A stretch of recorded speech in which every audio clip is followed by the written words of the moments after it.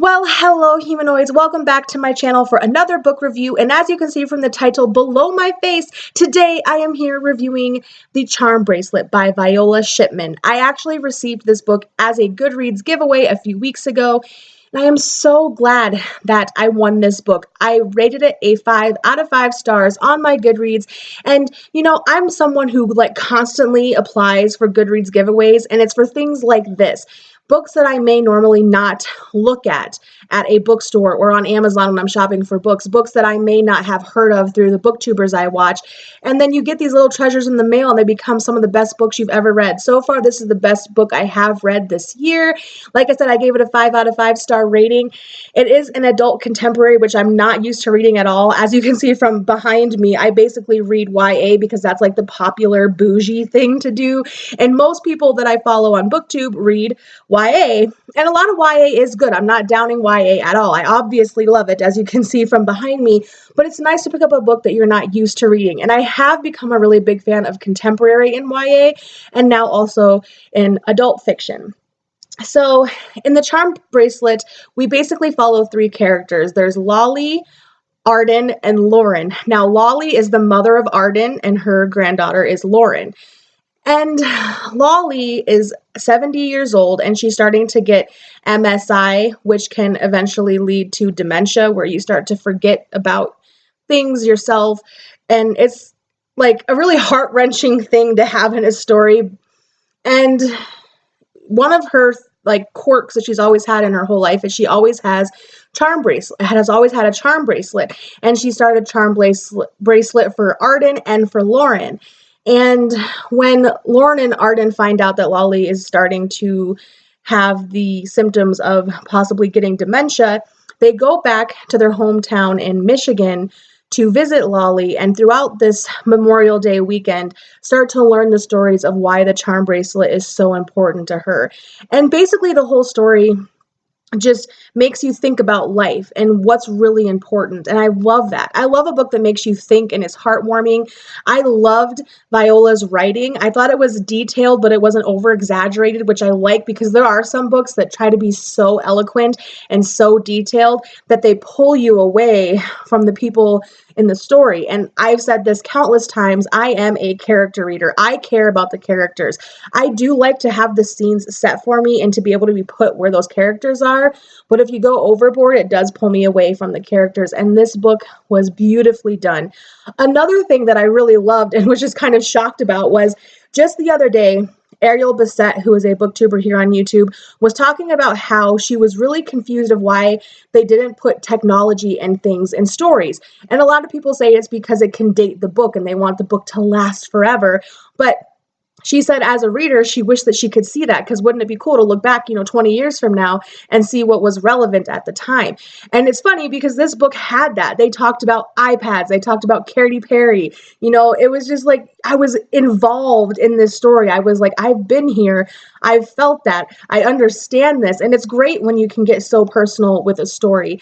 And it just makes you stop and think about what's important, and I could put myself in Lauren's shoes. I could put my mom in Arden's shoes. I could put my grandmother in Lolly's shoes, and we get so caught up in our lives nowadays that we forget about the small things, I think, and it's sad. And I loved this book kind of brought me back to that realization. And one of the biggest things I loved about this book was there's a part in this book where it talks about how you choose if you want to be happy or not. And some people don't agree with this saying, but I really do. I do think we choose whether we want to be happy or not. There's a lot of bad things that happen in life. I understand that. And people hurt you, backstab you, things go wrong. You're stressed about money. Maybe you have a family member who's sick, or you've just lost someone that you love dearly. But we do choose either to wallow in our self-pity or get up and try to live our lives and enjoy the things that we have and learn from those mistakes and live a life in remembrance of the people we've lost, and I've always tried to live by that. And it's hard sometimes. It is so much easier said than done to be like, I'm really depressed today, but I'm going to wake up and be happy. It's really hard to do. But I do believe that we do choose it. When we decide that we are ready to be happy, then we're happy. When we want to be sad, then we're sad. I think that that is a huge lesson that everyone can learn. And maybe people will disagree with me on that, but I really do feel like it is true. We choose what we do with our life. We have control over our destiny. Whether you're religious or not, I do believe that you make your choices. And a lot of this book deals with faith. It's not religious in any sense. I mean, it's kind of put in there a tiny, teeny, weeny bit, but it really just talks about having faith that things will work out. And it also talks about living a life that fulfills you and makes you happy and doing things that you want to do.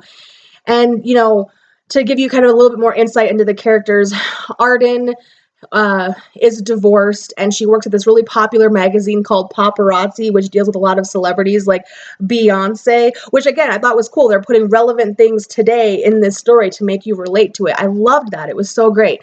If Ariel Bassett ever sees this video, read this, Ariel. I'm telling you, it's really cool to see all of that in this book. But she doesn't even write for the magazine. She basically edits other writers' work online. But she has always wanted to be a writer. When she was married, she was in a writing group. She had started a book. I believe that she actually went to college for journalism and things like that. And when she went through her divorce, the divorce was ugly. They didn't get along. There was no financial support. And so she had to do what she had to do to take care of her daughter. And her daughter, Lauren, is in college now, and she wants to be an artist. She wants to paint. But she knows that an art major costs more than a business major, and a business major, she's sure that she could get a job doing business instead of art. And she wants to be able to help her mom out with the financial aspect of going to college. And Lolly has always been this really unique, eccentric lady in her hometown of Scoops. I love that name. It's in Michigan. And it's just everything about this book just tugged at my heartstrings, every story, and the fact that I could put myself in every character's shoes. And there is a tiny romance in here. It doesn't really play a huge part of this story, and it's more toward the end of the book, but it wasn't in your face. And I guess it kind of came across as insta love, but here's the thing I got to say about insta love. Now, with my boyfriend I have now, Dan, we did work together a few years ago. I think it was 2012, and he was my boss at the department store that I worked at, and there was nothing going on. He was married at the time. I was with somebody. There were no flirtations or anything like that. We just got along as people.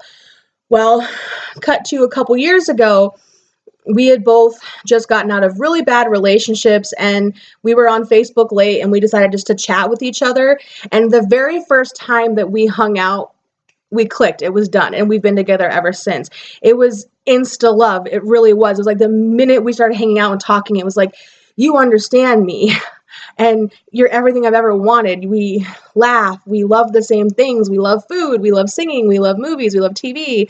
We think alike. Seriously, still to this day, it shocks me how I'll say something or he'll say something, and we're always dude, I was just gonna say that. It's remarkable to me. And I do think that when you finally find love, it happens that way. They always tell you you can't go searching for love. It finds you. And I absolutely 100% believe that, because I looked for love my whole life. I was always looking for that perfect person to settle down with. I've always been a long-term relationship type kind of girl, And when I finally was at the point in my life where I was okay, screw relationships. I'm done. It's party time. Love found me instantly. And I've been with this person ever since. And so I feel that's kind of the situation that happens in this story, as the character who does have the romance doesn't really go looking for it. It just happens upon her. And she's just oh my gosh, this is happening. Oh my goodness. And it's really great to see how connections can be mended between family members, because Arden and Lolly didn't always get along. When Arden was growing up with Lolly, she was embarrassed by Lolly's personality. She was very just eccentric and outrageous. And she was really kind of introverted and loved to read. And she couldn't wait to get the heck out of Scoops. She wanted to move to Chicago and be a big, rich, famous person, right? And when she finds out, it's kind of sad that something tragic has to happen for things to get mended, but I do feel like that's realistic. As soon as Arden finds out that her mother is going to lose her memory, it hits home and she feels guilty. And then, you know, her mom starts trying to teach her things and show her that life isn't what she's making it out to be. And it's such a beautiful story. I loved all of the characters, and it is written in third person, so we kind of see the perspective of each character. And I don't know, I really enjoyed this. It is one of my favorite books I've really ever read, but especially this year. I'm so glad that I won this book, and I really recommend it to everybody. If you have a family, which most people do, even if you don't have a family, you need to read this. It is so heartwarming and so good, and it doesn't have to have poetic writing or action or sex to drive the point. It is a book that was tugging at my heartstrings and making me think all at the same time, and I absolutely enjoyed this. I've already recommended it to 2 of my friends who I know would really enjoy this book, and I'm recommending it to anybody watching this video. It is absolutely beautiful.